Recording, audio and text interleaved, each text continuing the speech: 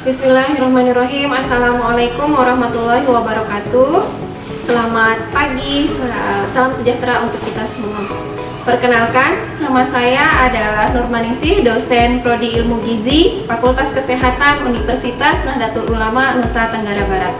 Pada video pembelajaran kali ini, saya akan membahas tentang mata kuliah biokimia, di mana pada mata kuliah biokimia, deskripsi singkat tentang mata kuliah biokimia adalah mahasiswa mampu mempelajari metabolisme yang terjadi pada makhluk hidup, dimulai dari metabolisme secara umum termasuk proses anabolisme dan katabolisme. Materi selanjutnya yaitu tentang struktur dan fungsi sel, enzim, hormon dan asam nukleat, karbohidrat, lipid, protein, vitamin dan mineral, darah dan sistem pernapasan. Adapun pada kesempatan kali ini akan dibahas tentang sel dan sel terkait dengan struktur dan fungsinya. Nah, capaian pembelajaran pada mata kuliah biokimia ini adalah mahasiswa mampu melakukan pembelajaran dan mempraktikkan penyelesaian masalah energi yang terjadi di dalam sel. Adapun metode yang digunakan pada pembelajaran kali ini yaitu dengan menggunakan metode direct instruction atau pembelajaran langsung. Pendekatan pembelajarannya adalah pendekatan pembelajaran student center atau pembelajaran yang berpusat pada siswa. Adapun kriteria dan bobot penilaian pada mata kuliah biokimia ini adalah kriteria pertama pada aspek kognitif, kemudian yang kedua pada aspek afektif, dan yang ketiga pada aspek psikomotor. Kemudian bobot penilaian pada mata kuliah biokimia ini adalah untuk UTS-nya atau ujian tengah semester yaitu bobotnya 20%, untuk ujian akhir semester atau UAS bobotnya adalah 30%, untuk tugas bobotnya 20%, kemudian kehadiran minimal 80% yaitu dengan bobot 30% disertai dengan keaktifan, sehingga nanti akan mendapatkan nilai akhir dengan rumus 3 kali KK ditambah dengan 2 kali T ditambah dengan 2 kali UTS ditambah dengan 3 kali UAS dibagi 10, di mana KK itu adalah kehadiran dan keaktifan, kemudian T itu untuk tugas, kemudian UTS yaitu ujian tengah semester, dan UAS yaitu ujian akhir semester.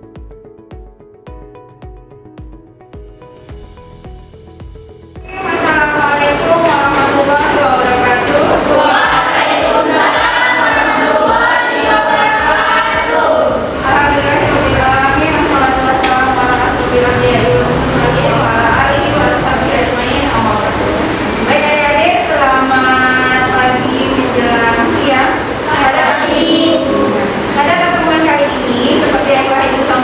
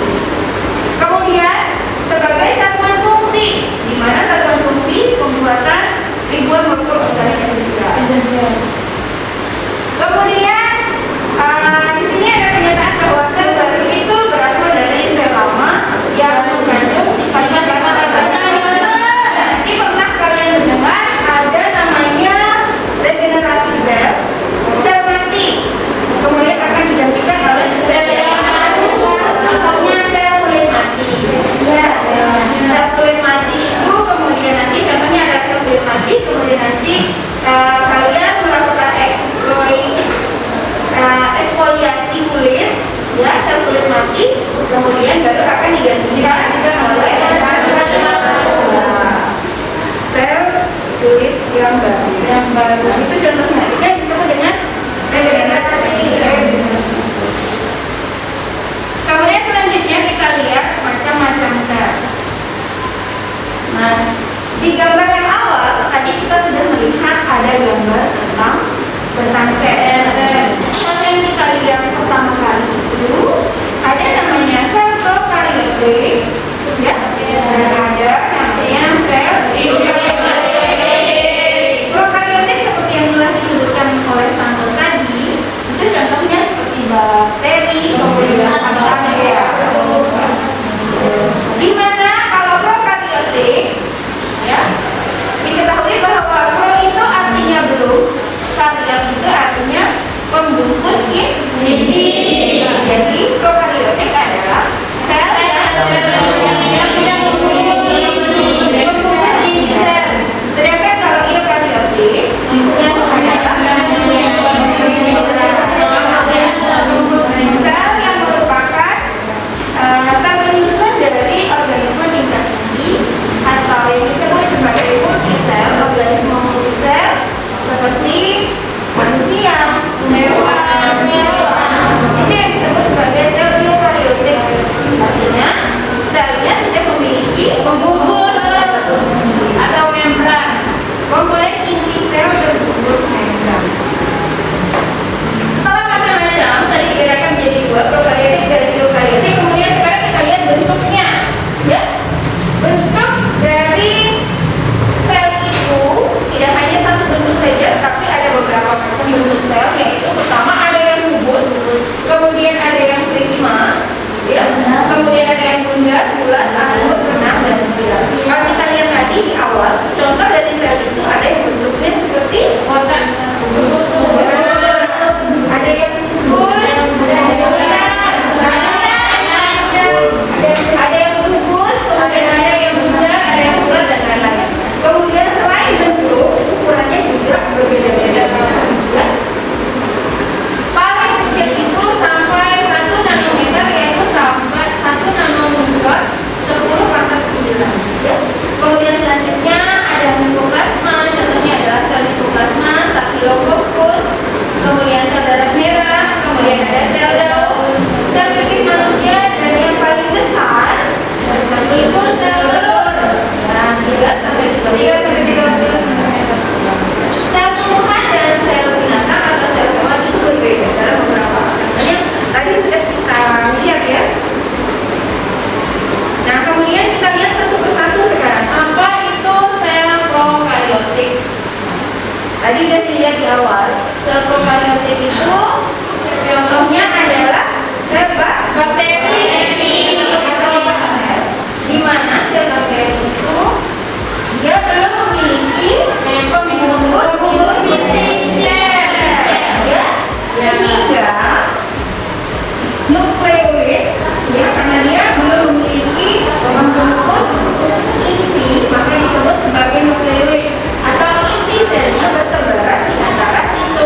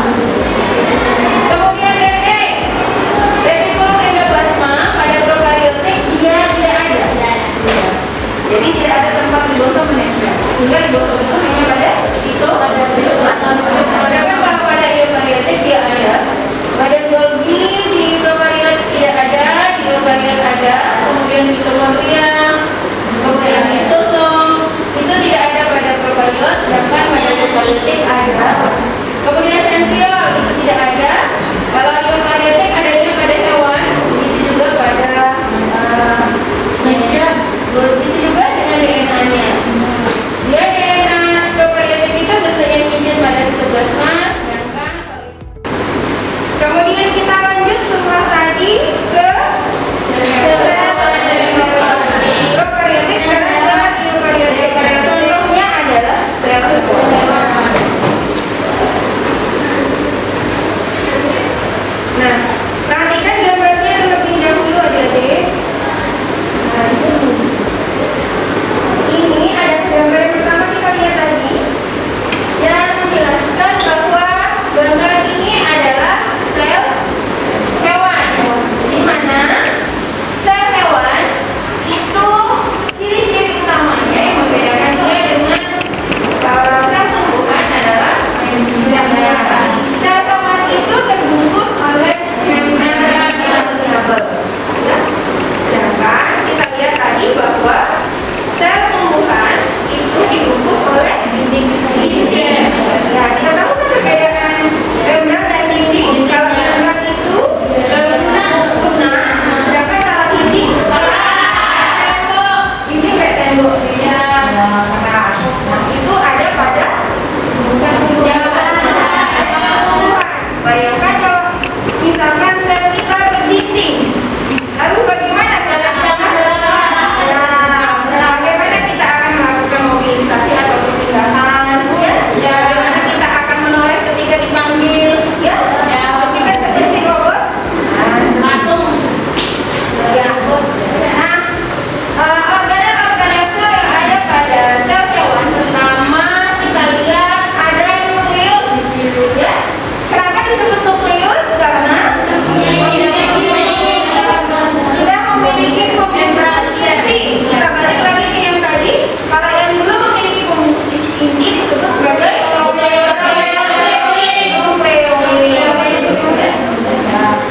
nukleus itu memiliki bagian-bagian lagi, ya.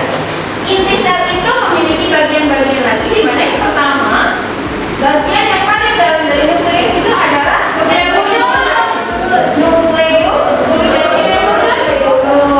ya. Anak inti sel. Kemudian di bagian luar dari nukleus itu ada benang-benang, ya. Ada benang-benang yang disebut sebagai kromatin. Benang-benang inilah nanti yang akan menjadi bagian dasar pembentukan dari DNA. Kemudian ada selubung atau pembungkus inti sel, ya. Kemudian selanjutnya ada retikulum endoplasma kasar, itu yang ada di dekat dengan nukleus sel. Kemudian ada ribosom yang seperti jerawat kita hitam. Kemudian ada membran plasma ini yang membungkus. Kemudian leher halus, ada aparatus Golgi. Kemudian ada lisosom, ada mikrotubula. Mikrotubula ini seperti tulang lunak, ya. Kemudian mikrofilamen juga seperti itu. Kemudian ada sentriol dan ada peroxisom. Nah, kemudian kita lihat satu persatu fungsinya.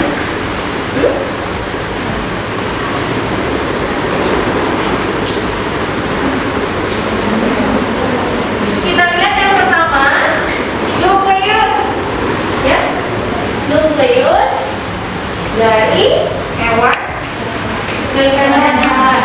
ya, dari sel hewan eukaryotik.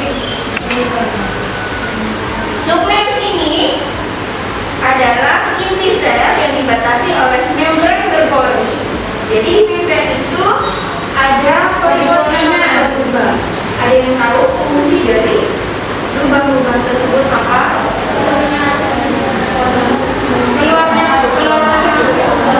masuknya zat ke dalam. Kemudian ada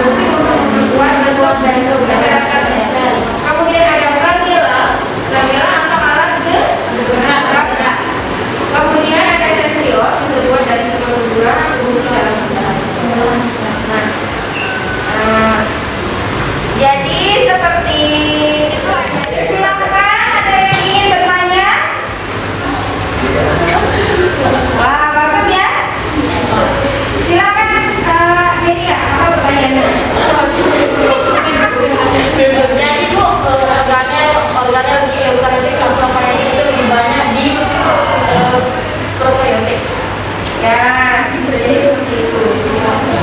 Bisa lebih banyak di eukariotik, karena kalau prokariot itu hanya terdiri dari inti sel saja, kemudian sitoplasma dan membran. Sedangkan kalau di eukariotik itu banyak, ya. Selain inti sel, kemudian ada organel-organel sel yang lain yang mempunyai fungsi-fungsi tersendiri, seperti ada sitoplasma, sitosol, KD, ribosom, vakuola, mitokondria, dan lain-lain yang telah dijelaskan tadi. Ya. Ya. Ibu sekarang kemudian akan memberikan tugas, ya. Ya. Silakan dicatat tugasnya, kemudian minggu depan dikumpulkan, ya.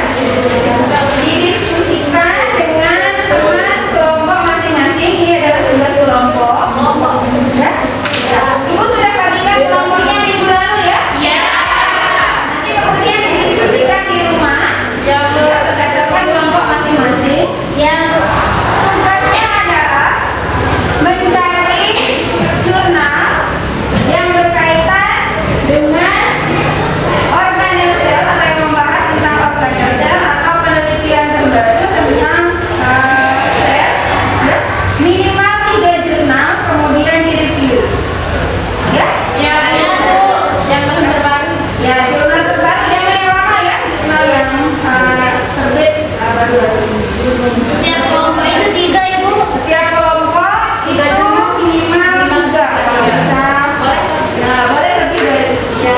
Dikumpulkan minggu depan, kemudian dikerjakan di tempat masing-masing dan dikumpulkan minggu depan. Ini sebagai nilai UTS. Ya. Ya. Ada yang ditanyakan lagi terkait dengan tugas? Mau bertanya? Ya, silakan.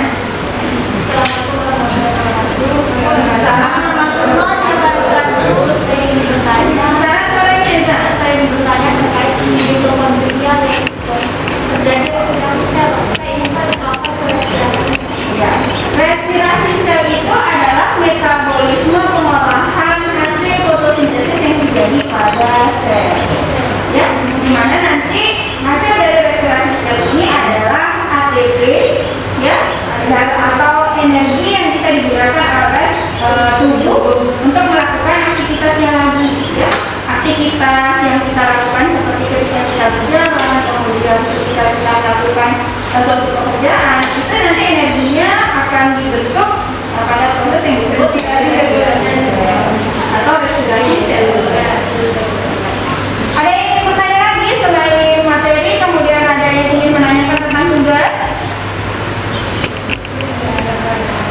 Tidak ada, sepertinya sudah jelas, ya? Ya, kalau begitu kita akhiri pertemuan kali ini. Minggu depan, ya, Ibu minta tugasnya sudah jadi semua dan dikumpulkan.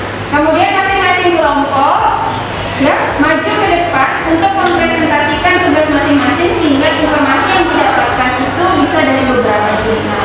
Kemarin sudah Ibu bagikan 5 kelompok, berarti 5 kali 3 minimal jurnal, berarti 15 jurnal yang akan kita bahas bersama-sama minggu depan. Ya, terima kasih atas kesempatannya adik-adik, ya. Semoga apa yang kita pelajari hari ini ada manfaatnya. Amin. Sama-sama menutup dengan membaca hamdalah. Sekian dan terima kasih untuk perkuliahan kali ini. Tetap jaga kesehatan, jaga jarak, ya. Sampai di rumah nanti kemudian cuci tangan, istirahat, makan yang banyak, ya.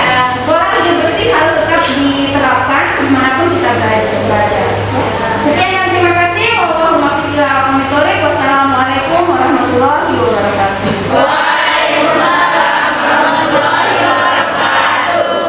Demikian yang bisa saya sampaikan. Sekian dan terima kasih. Wassalamualaikum warahmatullahi wabarakatuh.